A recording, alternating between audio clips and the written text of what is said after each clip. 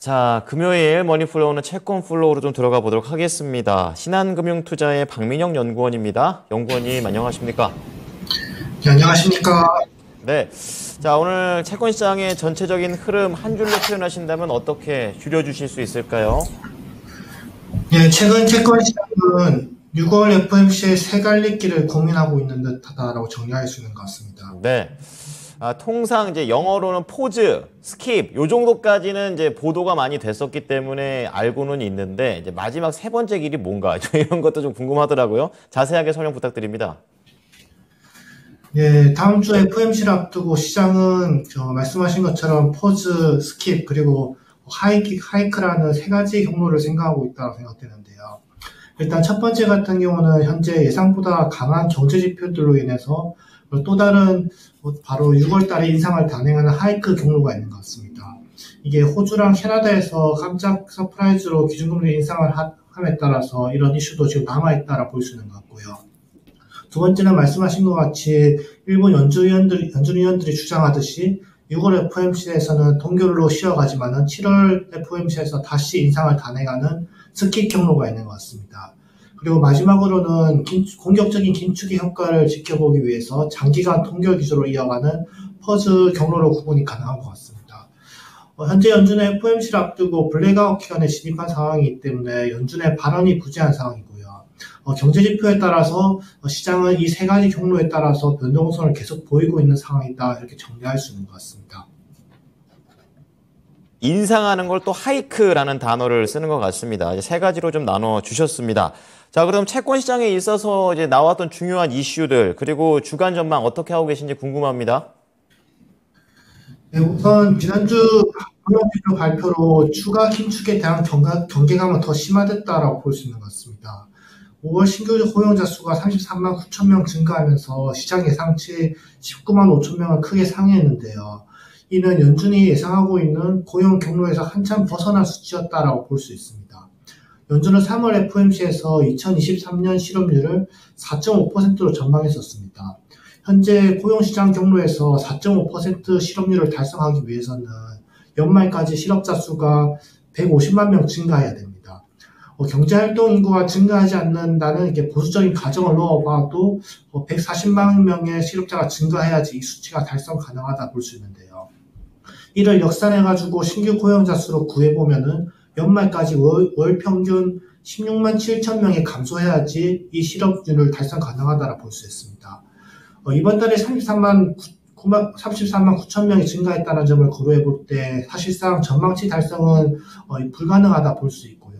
결국 6월달 FOMC에서는 실업률을 하향 조정하고 GDP 성장률은 상향 조정할 것이라고 판단할 수 있는 것 같습니다. 결국 기준금리 경로를 제시하는 전도표의 경우에도 추가 긴축을 의미하는 상향 조정이 가능하다라고 볼 수 있는 것 같습니다. 그렇다고 당장 6월달에 인상하는 하이크 경로는 가능성이 크지 않다라고 보고 있는데요. 고용지표 중에서도 실업률 같은 경우는 3.7%로 전월 대비 0.3%포인트 상승했습니다. 세부 내용에서 둔화 흐름이 관찰된다고 말씀드릴 수 있는데요.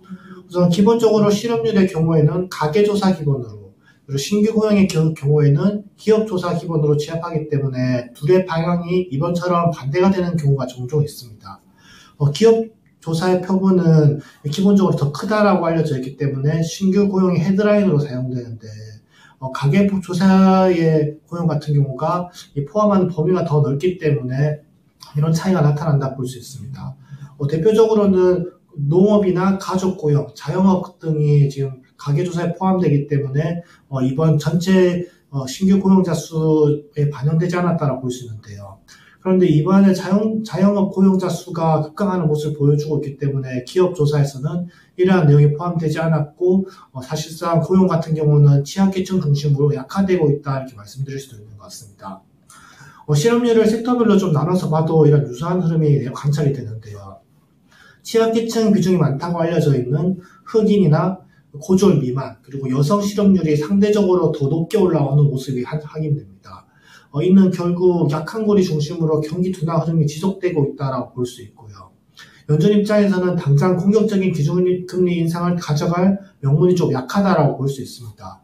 게다가 고용지표 중에서 선행성이 강하다고 알려져 있는 고용시장의 경기 둔화 흐름 같은 경우는 지금 고용시간 같은 경우는 계속 줄어들고 있는 상황이고요. 거기다가 시간당 임금 또한 시장 예상치를 하회하면서 디스인플레이션에 대한 기대는 여전히 잔존하고 있다라고 볼 수 있습니다.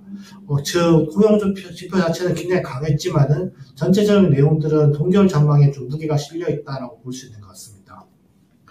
남아있는 불확실성은 결국 동결 이후의 경로라 볼 수 있는데요. 시장에서 생각하는 7월에 다시 인상하는 스킵 경로와 당분간 동결 기조를 유지하는 퍼즈 경로 모두 가능성이 있다라고 말씀드리겠습니다.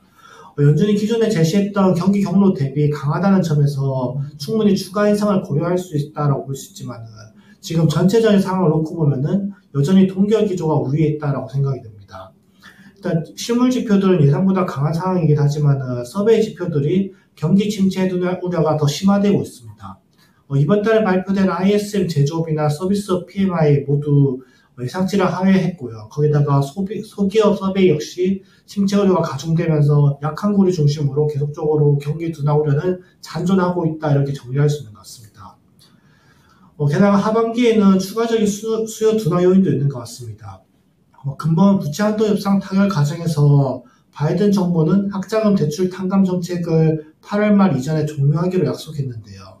이는 결국 학자금 대출 연체율 증가 그리고 수요 둔화 및 고용시장 복귀를 만드는 요인이라고 볼 수 있는 것 같습니다. 즉 하반기에도 추가적으로 디스인플레이션에 대한 기대는 유효하다라고 볼 수 있고요. 거기다가 3월 달에 SVB 사태로 인해서 연준에서 지금 경계하고 있는 은행발 불안이 완전히 해소됐다라고 보기 어렵습니다. 최근 은행 주가 지수들이 좀 올라오면서 이제 이슈가 완전 해소된 게 아닌가라는 의문을 제기할 수 있을 것 같은데요. 근데 연준에서 지금 활용하고 있는 BTFP라는 비상대출 프로그램은 계속 활용되고 있는 상황입니다. 여전히 은행 같은 경우는 지금 장단기 금리가 역전된 상황에서 어려움을 겪는 은행들을 잔존하고 있다라고 볼 수 있고요. 이런 상황 속에서 연준이 공격적인 인상을 계속적으로 가져가기는 어려운 상황이다 이렇게 정리할 수 있는 것 같습니다. 다음 주 전망까지 이어서 말씀드리자면은 현재 앞으로 가장 중요하게 봐야 되는 것은 FOMC 이전에 발표되는 소비자 물가라고 생각이 됩니다. 헤드라인의 경우에는 작년 기저효과로 인해서 둔화될 것이라고 볼 수 있습니다. 이게 YOY로 보시면은 작년 2분기 정도의 로우 사태로 인해서 원자재 가격이 많이 올랐던 부분이 지금 반영되면서 소비자 물가는 전체적으로 내려간다라고 볼 수 있는데요. 지금 더 중요하게 봐야 되는 것은 근원 소비자 물가의 경로라고 볼 수 있는 것 같습니다. 근원 소비자 물가 같은 경우는 크게 주거비 제외 서비스 물가, 그리고 근원 상품 물가 이렇게 세 가지로 구성이 되었습니다. 근데 전체적으로 지표들이 강하기 때문에 여전히 더 올라갈 수 있는 것이 아닌가라는 이게 우려가 남아있는 상황이긴 하지만 전체적인 흐름들을 볼 때 여전히 디스인플레이션에 대한 기대는 여전히 잔존하고 있다고 생각됩니다. 우선 주거비 같은 경우는 최근 주택시장이 반등 중에 보이고 있음에도 당장 주거비에 반영될 요인들은 아니라 보고 있고요. 결국 선행지수 역할을 하고 있는 주택가격지수가 작년부터 꾸준히 둔화되고 있는 흐름을 고려해 볼 때 결국 주거비 같은 경우도 좀 둔화될 수 있다라고 판단하고 있습니다. 서비스 물가 같은 경우는 고용지표가 가장 중요한데 신규 고용이 예상보다 많이 증가했다고 하지만은 시간당 임금과 평균 근로시간을 고려했을 때 나오는 총임금 상승률 같은 경우는 계속 둔화되고 있는 국면이기 때문에 서비스 물가에 대한 완화도 기대할 수 있다고 생각이 됩니다. 근원 상품 같은 경우는 이번 달 발표된 PMI 지수에서 가격 지수가 하락폭이 컸다라는 점을 고려해 볼 때 하방 압력이 우위가 있다고 생각되고요. 현재 시장금리는 연방기금 선물 기준금리 기준으로 7월달 인상을 단행하는 스킵 경로를 반영하고 있다고 볼 수 있습니다. 말씀드린 것 같이 여전히 소비자 물가가 디스인플레이션에 대한 기대가 좀 키우고 동결 기대가 더 강화된다라는 전망 하에서는 결국 채권 같은 경우는 중장기물 국채의 롱 포지션이 유리한 환경이다 이렇게 판단하고 있습니다. 네. 결국 시장에서는 경기가 회복되냐 아니면 경기가 둔화되냐 이렇게 저울질을 계속하고 있는데 재료들을 잘 나눠서 좀 밸런스 있게 들어봤습니다. 결국에 좀 동결에 길어질 수 있는 가능성이 높네요. 중장기 채권 잘 보도록 하겠습니다. 한 주 동안 고생 많으셨습니다. 감사합니다. 네. 자, 오늘 채권 플로우는 신한투자증권의 박민영 연구원의 분석을 들어보셨습니다.